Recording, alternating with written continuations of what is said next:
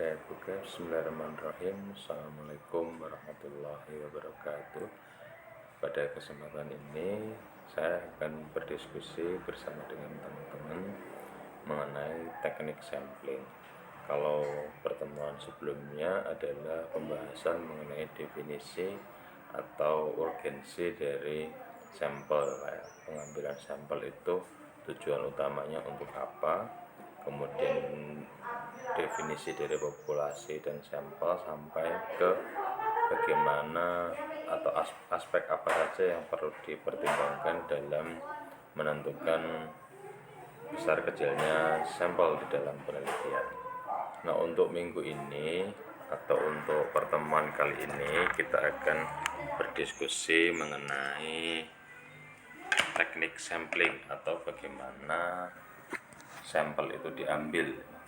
Kemudian selanjutnya nanti ada bahasan mengenai rumus-rumus atau beberapa referensi yang digunakan untuk menghitung besar kecilnya ukuran sampel. Untuk perkuliahan kali ini adalah kita menginginkan mahasiswa mengetahui dan memahami berbagai jenis teknik sampling di dalam penelitian. Jadi nanti ada beberapa teknik sampling yang bisa teman-teman semua pilih ya, untuk penelitiannya, minimal untuk penyelesaian skripsinya nanti dengan cara yang baik dan benar. Nah, apa yang dimaksud dengan teknik sampling? Yaitu proses pemilihan jenis sampel dengan memperhitungkan besarnya sampel yang akan dijadikan subjek ya, atau objek penelitian. Jadi bagaimana teknisnya ya, pemilihan dari jenis sampel dengan mempertimbangkan besar sampel yang akan dijadikan subjek atau objek. Nah, pemilihan ini harus bersifat representatif seperti kesepakatan kita minggu lalu, yaitu sampel yang diambil harus memiliki ciri karakteristik yang sama dengan yang dimiliki oleh populasinya.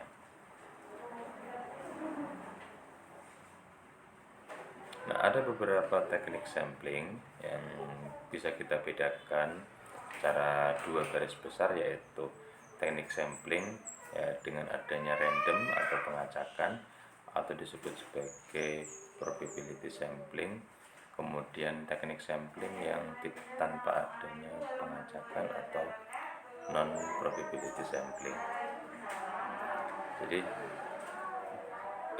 untuk teknik sampling yang dengan pengacakan atau dengan random terdiri dari ada 4, yaitu simple random sampling, kemudian stratified sampling, kemudian cluster sampling, systematical sampling.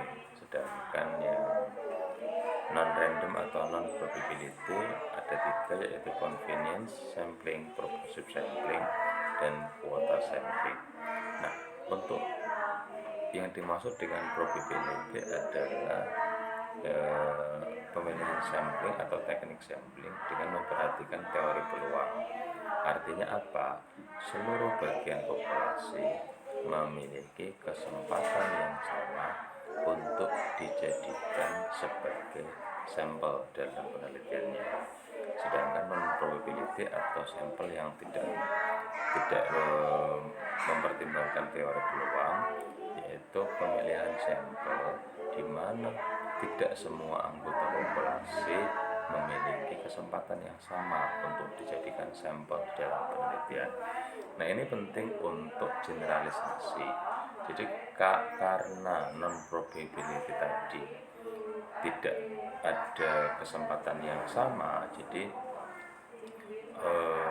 populasi dianggap tidak diwakili secara keseluruhan ya, karena hanya bagian orang-orang atau subjek atau anggota populasi tertentu yang bisa dijadikan sampel, sehingga kemampuan non probability untuk digeneralisasikan itu rendah.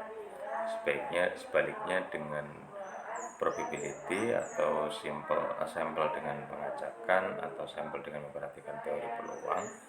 Jadi dengan adanya kesempatan yang sama dari semua anggota populasi untuk menjadi sampel di dalam penelitiannya, maka kekuatan atau kemampuan untuk generalisasi atau diluaskan ya, menggunakan nilai statistik yang kemarin menjadi nilai milik parameter milik populasi. Nilai statistik milik sampel menjadi nilai parameter milik populasi itu boleh dilakukan ya. Generalisasinya boleh dilakukan karena semua anggota populasi memiliki kesempatan yang sama. Jadi di sana dianggap lebih representatif dibandingkan dengan non random atau non probability. Nah, ini ada komparasi antara probability dan non probability. Yang probability ya setiap anggota populasi mempunyai peluang sama untuk dipilih. Kemudian hasil penelitian dijadikan ukuran untuk mengestimasi populasi. Jadi hasil penelitian pada sampel nilai statistiknya bisa digunakan untuk estimasi nilai parameter atau nilai populasi, atau hal itu disebut sebagai generalisasi. Sedangkan non probability ya setiap anggota populasi tidak mempunyai kesempatan atau peluang yang sama sehingga hasil penelitian tidak untuk melakukan generalisasi. Nah, di sini hal-hal yang perlu diperhatikan ya di dalam probability sampling. Idealnya peneliti memenuhi beberapa persyaratan. Yang pertama adalah diketahui besarnya populasi induk.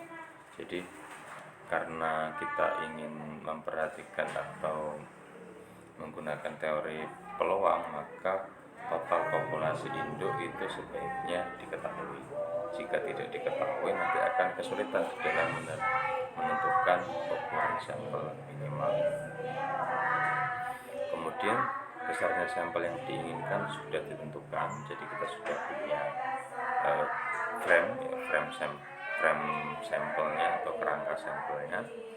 Kemudian setiap unsur atau kelompok unsur harus memiliki peluang yang sama untuk dijadikan sampel. Jadi unsur atau kelompok unsur harus memiliki peluang yang sama antar anggota populasi yang satu dengan anggota populasi yang lain memiliki kesempatan yang sama untuk dijadikan sampel. Yang pertama adalah simple random sampling, jadi atau pemilihan sampel dengan secara acak sederhana. Ini adalah probability sampling atau sampling berpeluang yang pertama. Jadi karena judulnya saja sudah simple random, pengacakan secara sederhana, maka teknik ini adalah teknik pemilihan sampel ya secara acak. Setiap individu yang ada dalam populasi memiliki peluang yang sama untuk dijadikan sampel. Nah, misalnya ya, saya punya anggota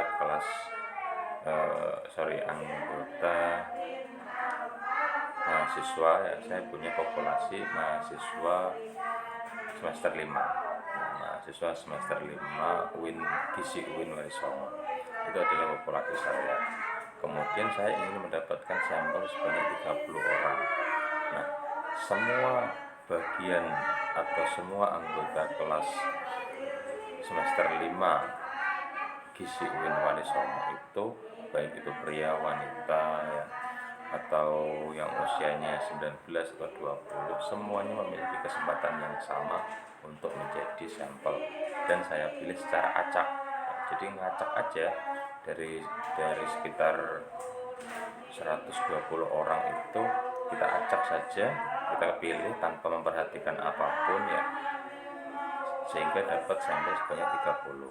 Itu disebut sebagai simple random, pengacakan secara sederhana. Nah, syaratnya apa boleh dilakukan simple random? Yaitu jika karakteristik yang melekat pada mahasiswa tadi itu relatif sama antara satu dengan yang lain. Misalnya dia dalam kelompok usia yang sama ya. Kemudian dari kebiasaan hidup yang sama, anak Indonesia, usianya, kemudian indeks massa tubuhnya relatif sama. Nah, nanti kita batasi dengan kriteria-kriteria yang disebut sebagai kriteria inklusi pada saat pengambilan sampel. Jadi yang boleh dijadikan sampel itu yang seperti apa, itu yang disebut sebagai kriteria inklusi. Tetapi secara umum garis besarnya populasi itu dianggap sebagai populasi yang homogen karena mahasiswa, remaja, kelompok umur sama, kemudian habitualnya hampir sama, kemudian di situ melekat karakteristik orang Indonesia yang bukan orang asing. Itu kita anggap sebagai populasi yang sama. Nah, anggapan itu adalah asumsi sebenarnya dari peneliti. Peneliti boleh berasumsi apakah populasi itu homogen atau heterogen, tetapi harus berdasarkan data. Nah, bisa pengambilannya dengan cara undian. Misalnya kita punya 120, masing-masing namanya kita tulis, kemudian kita bikin seperti butiran-butiran kertas kayak arisan ya, seperti arisan. Kemudian kita kocok ya, 30 orang yang akan keluar itu adalah orang yang kita jadikan sebagai sampel penelitian. Misalnya dari 120 tadi ya, arisannya dikocok, kemudian keluar 1 kali, keluar 2 kali, sampai keluar 30 kali. 30 kali itulah orang yang akan kita dijadikan sebagai sampel penelitian. Nah, bisa juga dilakukan ya dengan menggunakan bilangan random ya. Misalnya kita punya data ya, kita acak namanya ya, namanya bukan tidak menurut NIP atau tidak menurut absensi, tapi kita acak saja, kemudian angka pengacakan itu yang kita undi, kemudian hasil undian itu yang kita dapatkan sebagai sampel. Nah, bisa juga dengan formula Excel ya, sama dengan kemudian random, kemudian kita blok, kemudian kita enter. Nah, nanti urutan 1 sampai 30 itu yang menjadi sampel penelitian kita. Nah, bisa dengan cara-cara yang sederhana seperti itu. Nah, karena adanya pengacakan ini, jadi simple random sampling dianggap sebagai teknik sampling yang paling kecil tingkat biasnya atau tingkat kesalahannya itu paling kecil. Loh, kok bisa? Padahal caranya paling sederhana tapi kok paling kecil tingkat kesalahannya? Ya karena ini diambil tanpa ada prasangka sama sekali oleh peneliti. Jadi peneliti itu semua anggota populasi itu diambil secara acak ya, tanpa adanya syarat-syarat apapun kecuali masalah homogenitas tadi, sehingga nanti hasil kesimpulannya sampel itu benar-benar mencerminkan populasinya atau representatif karena diambil secara acak tanpa ada tujuan tertentu. Nah, ini jadi acak saja ya, jadi ada titik-titik biru itu banyak itu, kemudian diacak, dipilih dapatnya yang mana saja. Yang penting yang saya contohkan tadi, dari 120 kita dapat 30. Nggak boleh ada pertimbangan misalnya kedekatan keluarga atau ada tujuan tertentu dari peneliti, itu nggak boleh. Kalau sudah ada tujuan tertentu, itu bukan simple random namanya, tetapi purposive sampling di non-probability. Nah, ada kalanya kita tidak bisa melaksanakan secara acak langsung ya. Karena apa? Karena kadang-kadang kita memiliki populasi dengan strata-strata yang berbeda. Jadi kalau yang simple random tadi, populasinya harus homogen antara anggota yang satu dengan yang lain, itu tidak berbeda secara signifikan atau secara karakteristik. Nah, jika ada perbedaan pengkelasan ya, digunakan stratified atau pemilihan sampel secara acak tetapi terstratifikasi, terstrata, pemilihan sampel acak terstrata. Nah, ini digunakan untuk mengurangi pengaruh faktor heterogen. Jadi karena adanya heterogenitas atau ketidaksamaan ya, dan melakukan pembagian elemen-elemen populasi ke dalam strata. Selanjutnya dari masing-masing strata dipilih sampelnya secara random sesuai proporsinya. Nah, sampel ini banyak digunakan untuk mempelajari karakteristik yang berbeda. Misalnya di sekolah ada kelas 1, kelas 2, kelas 3. Misalnya di SD.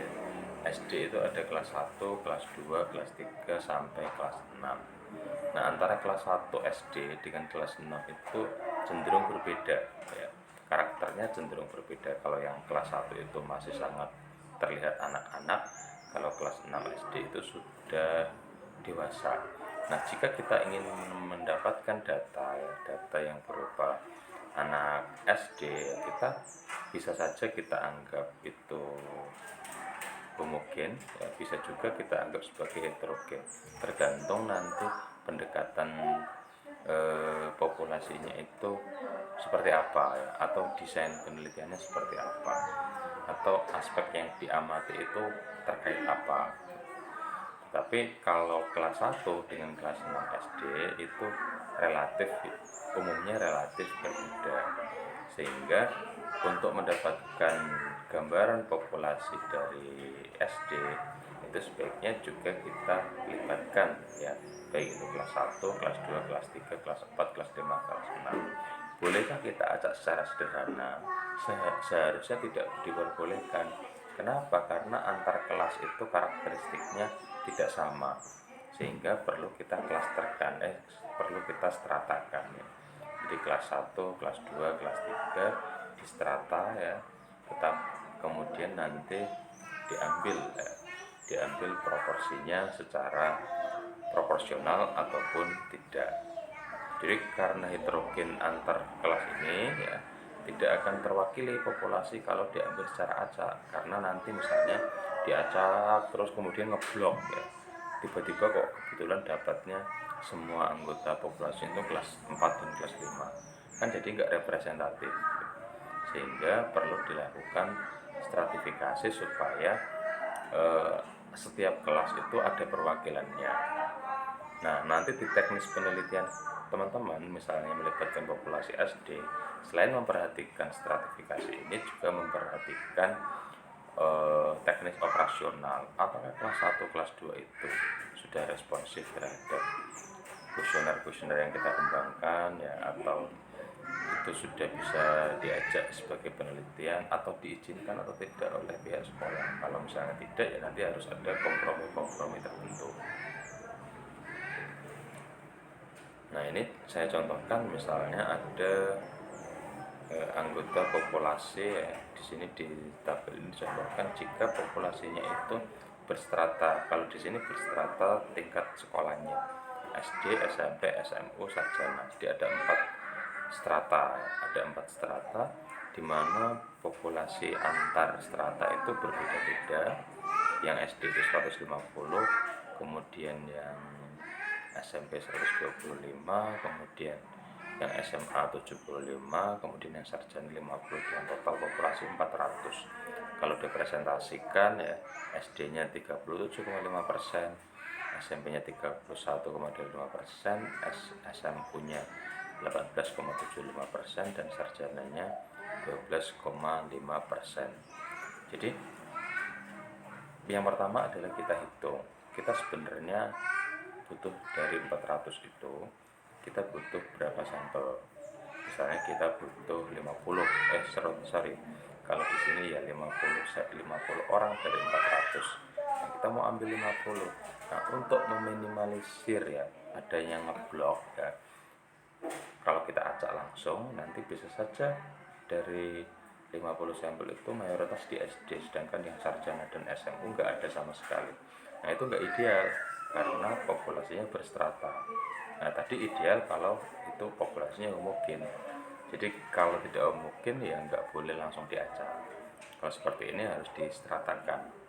Nah, jadi didapatkan ya pada saat total sampel minimal itu didapatkan 50 hasil perhitungan ya.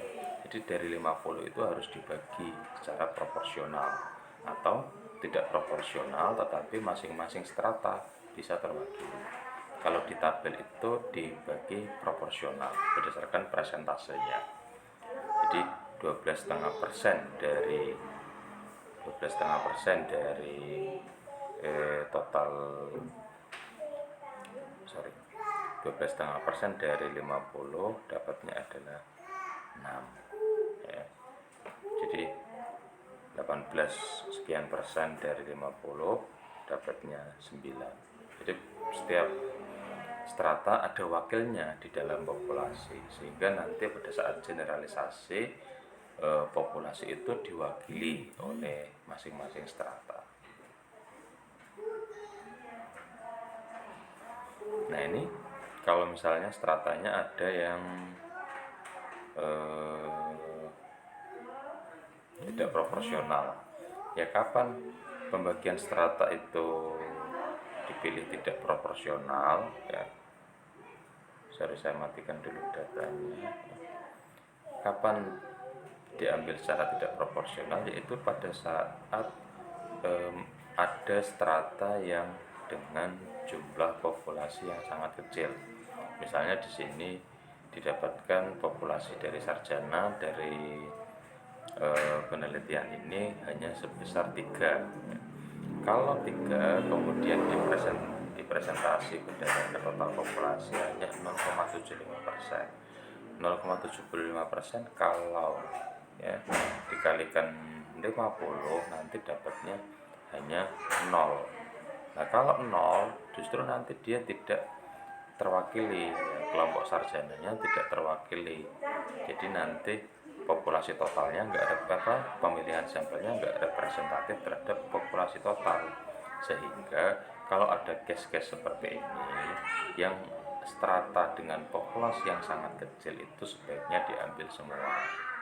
Di sini 3 ya, diambil 3 dengan mengorbankan anggota strata yang populasinya banyak. Jadi dengan seperti itu bisa terwakili. Tetapi kalau setiap strata itu proporsi jumlahnya relatif sama ya, sebaiknya stratifikasi diambil secara proporsional seperti contoh sebelumnya. Kemudian ada yang disebut sebagai cluster sampling ya.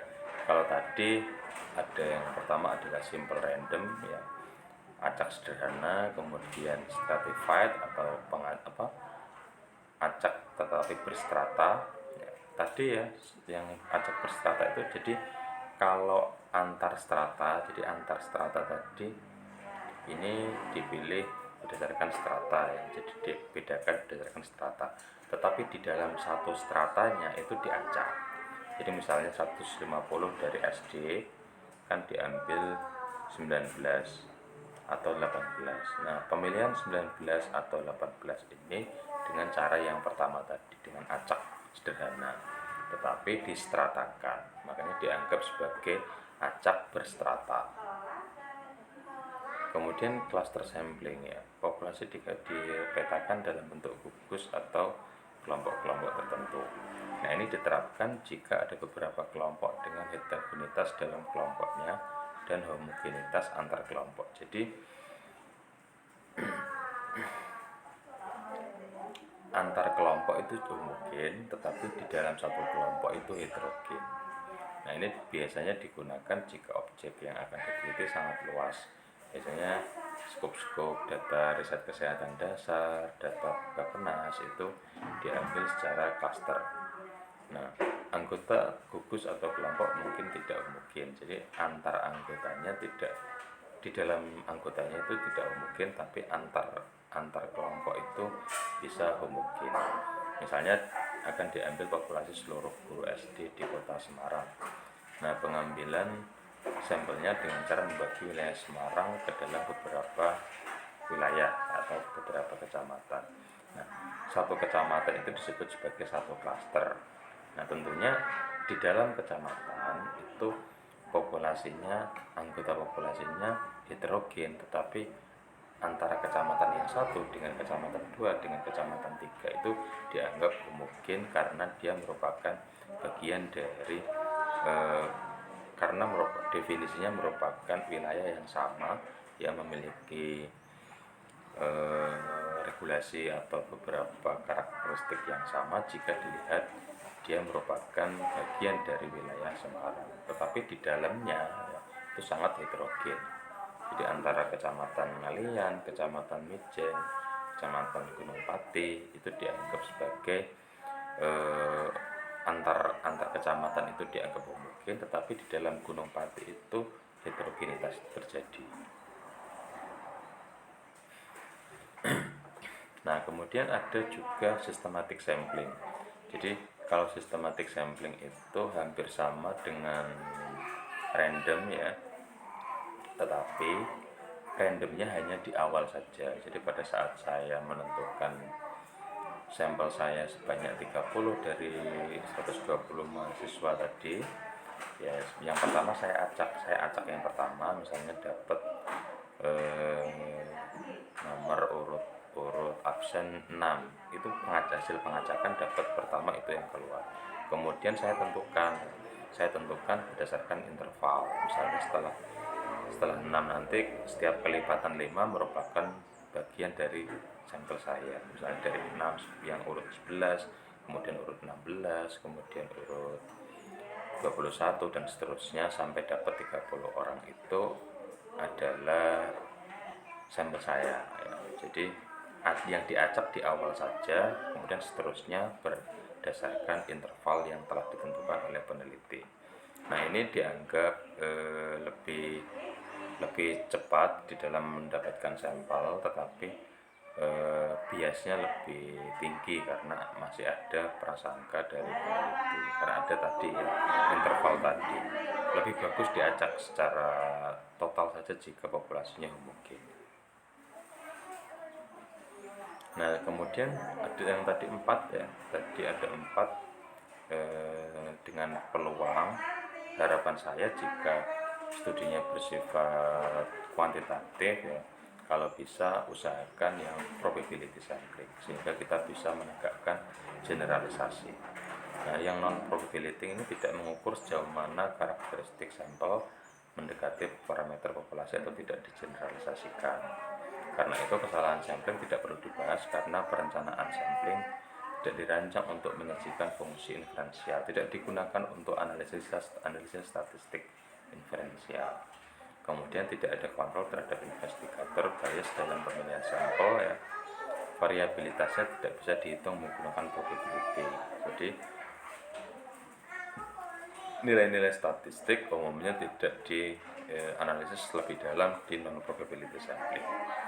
Biasanya hanya studi-studi kasus atau survei-survei yang menyajikan laporan deskriptif. Nah, ada yang bersifat ada 4 ya, aksidental, purposive, kemudian kuota, snowball. Kuota artinya kita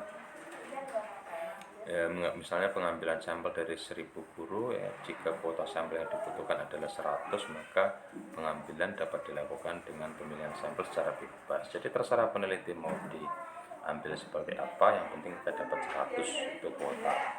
Kemudian aksidental ya, aksidental itu seperti pada saat kita mengujikan produk kita di mall.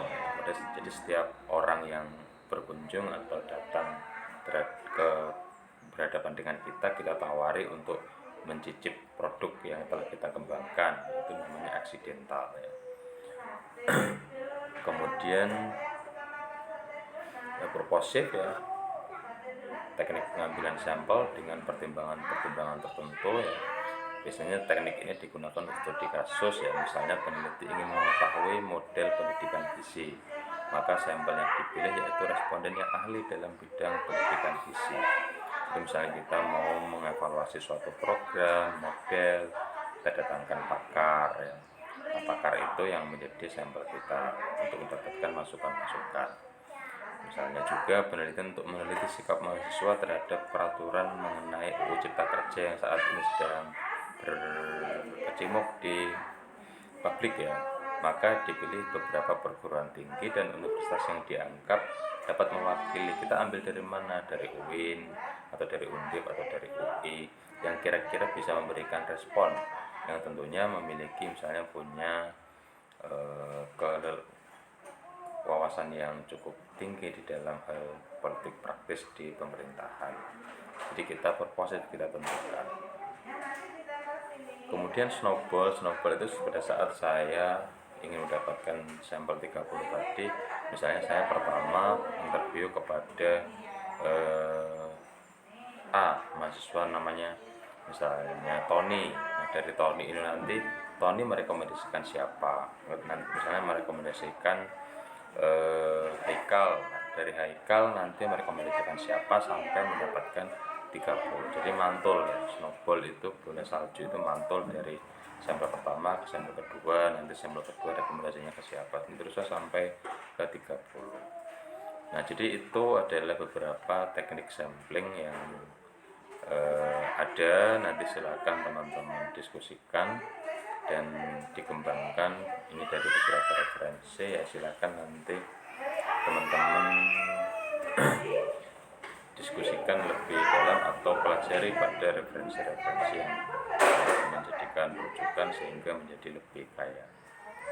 Kemudian nanti ke depan pertemuan selanjutnya kita lanjutkan ke ukuran sampel. Saya tutup. Wassalamualaikum warahmatullahi wabarakatuh.